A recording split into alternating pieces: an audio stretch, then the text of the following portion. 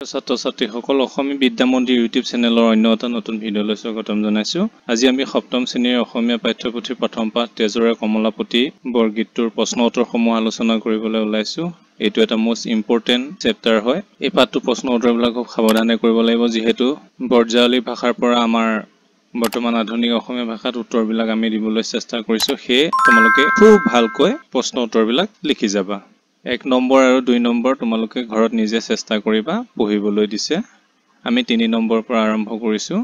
3 number তলৰ প্ৰশ্নসমূহৰ উত্তৰ কোৱা আৰু লিখা। ক, বৰগীত ৰচনা কৰা মহাপুৰুষ দুজনৰ নাম কি?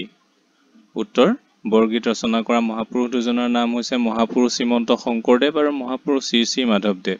অৰ্থাৎ মহাপুৰুষ শ্ৰীমন্ত শংকৰদেৱ আৰু মাধৱদেৱৰ বাহিৰে অন্য কোনোবা কবিয়ে ৰচনা কৰা গীতবোৰক বৰগীত আখ্যা দিব নোৱাৰি। কেৱল তেওঁলোক দুজনে লিখা গীতসমূহকহে বৰগীত বুলি কোৱা হয়। খ, তেজৰে কমলাপতি নামৰ বৰগীতটোৰ ৰচক কোন? উত্তৰ, তেজৰে কমলাপতি নামৰ বৰগীতটোৰ ৰচক মহাপুৰুষ শ্ৰী শ্ৰী মাধৱদেৱ। গ, তিমিৰ ফেৰিয়া কি বাজ হয়? উত্তৰ, তিমিৰ ফেৰিয়া ৰবিৰ কিৰণ অৰ্থাৎ সূৰ্যৰ পোহৰ বাজ বা বাহিৰ হয়। ঘ, যশোদাই কৃষ্ণক পুৱা কিয় জগাইছিল? উত্তৰ, যশোদাই ৰাতিপুৱাৰ প্ৰকৃতিৰ অবৰ্ণনীয় সৌন্দৰ্যৰ বৰ্ণনা দি কৃষ্ণৰ চন্দ্ৰৰ দৰে সুন্দৰ মুখখন চাই আৰু লগৰীয়াসকলৰ লগত গৰু চৰাবলৈ যাবৰ বাবে কৃষ্ণক পুৱা জগাইছিল। প্ৰশ্ন 4, তলত দিয়া পদ দুষাৰিত কোনে কাক কি কৈছে নিজৰ কথাৰে লিখা। নন্দ গেল বাথানে গোৱাল গেল পাল, সুৰভি চাৰিতে লাগে উঠৰে গোপাল। উত্তৰ, উক্ত কবিতা ভাগিত আমাৰ অসমীয়া পাঠ্যপুথি অংকুৰণৰ অন্তৰ্ভুক্ত মাধৱদেৱ বিৰচিত তেজৰে কমলাপতি নামৰ কবিতাটোৰ পৰা লোৱা হৈছে। উক্ত কবিতাটোত ৰাতিপুৱাৰ ৰমণীয় সৌন্দৰ্যৰ বৰ্ণনা দি মাতৃ যশোদাই পুত্ৰ কৃষ্ণক শোৱাপাতিৰ পৰা জগাইছে। যশোদাই কৃষ্ণক কৈছে যে ৰাতিৰ আন্ধাৰ আঁতৰি গৈ চৌদিশ সূৰ্যৰ পোহৰত আলোকিত হৈ পৰিছে। পদুম ফুলবোৰ ফুলি উঠিছে আৰু তাৰ ওপৰত ভোমোৰাবোৰে উৰি ফুৰিছে। ব্ৰজবধূসকলে কৃষ্ণৰ নাম গুণ গাই দধি মথি আছে। কৃষ্ণৰ লগৰীয়া দাম সুদামে কৃষ্ণক মাতিবলৈ ধৰিছে। বলৰামে শয্যা ত্যাগ কৰি উঠি আহিছে। নন্দ গৰুৰ খুঁটিলৈ গৈছে আৰু গোৱালসকলে গৰুৰ পাল চৰাবলৈ লৈ গৈছে। গতিকে কৃষ্ণই শোৱাপাতি ত্যাগ কৰি উঠি আহিব লাগে আৰু গৰু চৰাবলৈ যাব লাগে। 5 নম্বৰত শব্দ সম্ভাৰ আৰু অভিধান চাই তলৰ শব্দবোৰৰ অৰ্থ লিখিবলৈ দিছে। অৰ্থবিলাক এনেধৰণৰ তোমালোকে চাই লোৱা। উত্তৰ, কমলাপতি অৰ্থ হৈছে লক্ষ্মীপতি বিষ্ণু বা ভগৱান, মানে বিষ্ণু বা ভগৱানক কমলাপতি বুলি কোৱা হয়। তিমিৰ মানে আন্ধাৰ, তমসা। ডাকে মানে মাতে, এইটো পুৰণি অসমীয়া ভাষা। ব্ৰজবধূ মানে ব্ৰজধামৰ বোৱাৰী। শতপত্ৰ মানে পদুম ফুল। ভ্ৰমৰ মানে ভোমোৰা। ত্ৰিজগত মানে স্বৰ্গ, মৰ্ত্য আৰু পাতালক একেলগে ত্ৰিজগত বুলি কোৱা হয়। ৰয়নী মানে হৈছে ৰজনী বা ৰাতি। প্ৰশ্ন 6, বৰগীতটোত প্ৰকাশ পোৱা পুৱাৰ প্ৰাকৃতিক দৃশ্যৰ এটি বৰ্ণনা দিয়া। উত্তৰ, তেজৰে কমলাপতি বৰগীতটো মাধৱদেৱৰ বৰগীতৰ জাগৰণ শ্ৰেণীৰ অন্তৰ্ভুক্ত। ইয়াত ৰাতিপুৱাৰ অপূৰ্ব প্ৰাকৃতিক সৌন্দৰ্যৰ মাজেৰে মাতৃ যশোদাই পুত্ৰ কৃষ্ণক জগোৱা চিত্ৰ বৰ্ণিত হৈছে। বৰগীতটিত প্ৰকাশ পোৱা ৰাতিপুৱাৰ প্ৰাকৃতিক দৃশ্যটো এনেধৰণৰ। ৰাতিৰ অন্ধকাৰ আঁতৰি যোৱাৰ লগে লগে বগা বৰণে পৃথিৱীখন আৱৰি ধৰিছে আৰু অন্ধকাৰ আঁতৰাই সূৰ্যৰ পোহৰ উদ্ভাসিত হৈ উঠিছে। পদুম ফুল ফুলি উঠিছে, তাৰ আকৰ্ষণত ভোমোৰাবোৰে উৰি ফুৰিছে। ব্ৰজবধূসকলে কৃষ্ণৰ নাম গুণ গাই দধি মথি আছে। দাম আৰু সুদামে কৃষ্ণক মাতিবলৈ ধৰিছে আৰু বলৰামে শয্যা ত্যাগ কৰি উঠি আহিছে। নন্দই বাথানলৈ গৈছে আৰু গোৱালসকলে গৰুৰ জাক চৰাবলৈ নিছে।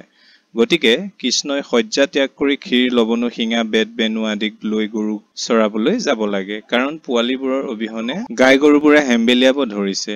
এইদৰে মাধৱদেৱৰ বৰগীতত ৰাতিপুৱাৰ এটা সুন্দৰ দৃশ্য প্ৰকাশ পাইছে। প্ৰশ্ন 7, তলৰ ছবিখন চোৱা আৰু তাত প্ৰকাশ পোৱা কথাখিনি কোৱা। উত্তৰ, ওপৰৰ ছবিখনত ৰাতিপুৱাৰ এটি সুন্দৰ দৃশ্য প্ৰকাশ পাইছে। ৰাতিৰ আন্ধাৰ আঁতৰি গৈ দশোদিশ বগা বৰণে আৱৰি ধৰিছে আৰু আন্ধাৰ আঁতৰাই সূৰ্যৰ কিৰণ উদ্ভাসিত হৈ পৰিছে। সৰুবোৰত পদুম ফুলবোৰে ফুলিবলৈ ধৰিছে। ৰাতিপুৱাৰ লগে লগে পক্ষীবোৰে জাক পাতি উৰি গৈছে। পাহাৰৰ মাজৰ পৰা উদ্ভাসিত হৈ অহা সূৰুজৰ ৰাঙলী আভাই প্ৰকৃতি জগতত এক অনাবিল সৌন্দৰ্যৰ সৃষ্টি কৰিছে। খ, ভাষা অধ্যয়ন। 8 নম্বৰ কৈছে শব্দৰ আগত ত্ৰি শব্দ লগাই নতুন শব্দ গঠন কৰা আৰু অৰ্থ জানি লোৱা। উত্তৰ, শুল। শুলৰ আগত যদি ত্ৰি লগাই দিওঁ ত্ৰিশূল।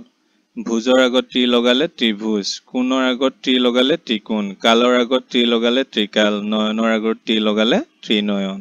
খ, তলত দিয়া শব্দবোৰৰ আগত বি পূৰ্বসৰ্গ লগাই সেইবোৰৰে অৰ্থ প্ৰকাশক একোটা বাক্য ৰচনা কৰা। উত্তৰ মুখ বিমুখ আমি দুখীয়াক বিমুখ কৰিব নালাগে দূৰ বিদূৰ দেউতাকৰ খং দেখি ল'ৰাটো দূৰতে বিদূৰ হ'ল কিৰণ বিকিৰণ সূৰ্যই আমাক তাপ আৰু পোহৰ বিকিৰণ কৰে নন্দ বিনন্দ প্ৰকৃতিৰ বিনন্দীয়া ৰূপত মই মুগ্ধ হৈ পৰিছো 9 নম্বৰ তলৰ বৰ্জাৱলী ভাষাত লিখা বাক্য চাৰি শাৰী আধুনিক অসমীয়ালৈ ৰূপান্তৰ কৰা ক ৰয়নী বিদূৰ দিশত ধৱলী বৰণ উত্তৰ ৰাতিৰ আন্ধাৰ আঁতৰি গৈ দসুদী বগা বৰণে আৱৰি ধৰিলে খ শতপত বিকশিত ভ্ৰমৰ উৰাই উত্তৰ পদুম ফুল ফুলি উঠিছে ভুমুৰাবোৰে উৰিব ধৰিছে দাম ও সুদাম ডাকে তেৰি লয়া নাম উত্তৰ দাম আৰু সুদামে তোমাৰ নাম লৈ মাতিবলৈ ধৰিছে ঘ ক্ষীৰ লবনু লয়া শিঙা বেত বেনু এইটো শিঙ হৈ আছে শিঙা কৰি লবা উত্তৰ ক্ষীৰ লবনু লৈ শিঙা বেত বেনু 10 নম্বৰ এটা শব্দত প্ৰকাশ কৰা গৰু বন্ধা ঠাইক গোহালি বুলি কয় যিয়ে ৰাতি নেদেখে কুকুৰী কণা যিজনে সকলো জানে সৰ্বজ্ঞ যিজন সকলোৰে মাজত প্ৰিয় তেওঁক জনপ্ৰিয় বুলি কয় যাক সহজে লাভ কৰিব নোৱাৰি সেয়া দুৰ্লভ যিজনে বিষ্ণুক উপাসনা কৰে তেওঁ বৈষ্ণৱ এটা পাঠ ভিত্তিক অতিৰিক্ত প্ৰশ্ন উত্তৰসমূহ আলোচনা কৰিবলৈ ওলাইছো এইখিনি মোষ্ট ইম্পৰ্টেন্ট তোমালোকে নোট নকৰাকৈ নাথাকিবা 1 নম্বৰ কবিতাটোত কমলাপতি বুলি কাৰ কথা কোৱা হৈছে উত্তৰ কবিতাটোত কমলাপতি বুলি লক্ষ্মীপতি বিষ্ণু বা শ্ৰীকৃষ্ণৰ কথা কোৱা হৈছে 2 কবিতাটোত ভুমুৰাবোৰে ক'ত উৰি আছে উত্তৰ কবিতাটোত ভুমুৰাবোৰে ফুলিবলৈ ধৰা পদুম ফুলবোৰত উৰি আছে 3 বজ্ৰবধূসকলে কাৰ গুণ গাই দধিমথি আছে উত্তৰ বজ্ৰবধূসকলে শ্ৰীকৃষ্ণৰ গুণ গাই দধিমথি আছে 4 এটো গোপালে হ'ব লাগিছিল গুলে হৈ আছে টাইপিং মিষ্টেক গোপালে শুৱাপাটিৰ পৰা উঠি কি কৰিব লাগে উত্তৰ গোপালে শুৱাপাটিৰ পৰা উঠি গৰু চৰাবলৈ যাব লাগে 5 ত্ৰিজগতৰ প্ৰতীক কোনে ৰাখৱাল স্বৰূপে পাইছিল উত্তৰ নন্দ যশোদাই তপস্যাৰ বলত ত্ৰিজগতৰ প্ৰতীক ৰাখৱাল ৰূপে পাইছিল 6 গোপালন এটি অৰ্থ উপাৰ্জন কৰা বৃত্তি এনেদৰে আমি জীৱিকা উপাৰ্জনৰ বাবে কি কি জীৱ-জন্তু পালন কৰিব পাৰো